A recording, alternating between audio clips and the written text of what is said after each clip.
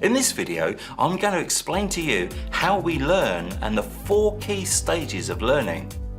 Do you remember as a child that when you first started to learn to walk, it was kind of a bit fumbly and a bit clumsy, and you tried to do the best that you can, but sometimes you just fell over?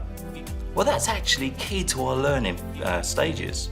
First of all, we learn that we are not aware that we're no good at it. What I mean by that is we're unconsciously incompetent. We don't know that we don't know what we're doing. But then as we try and progress and we try and we practice even more, we then become aware that actually we need to try a bit harder at this because we're not consciously incompetent at it. And that's the second stage, okay? So the first stage is we're unconsciously incompetent. Then we become consciously incompetent. I know that actually I'm not so good at this. And then through practice and practice and repetition, we then become consciously competent. Okay, we know what we're doing, but we have to think about it all the time to make it happen.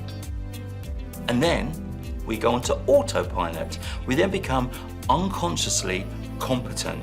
In other words, we don't have to think about it anymore, we just do it.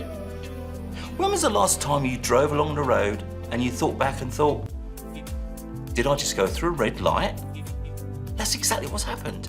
Do you remember when you first started learning to drive, it was all about, right, I need to think about which foot do I push down and what do I do next? And then through the driving instructor and through the test, and probably during your driving test, you were consciously competent. You was really focusing and thinking about what you had to do to get things right.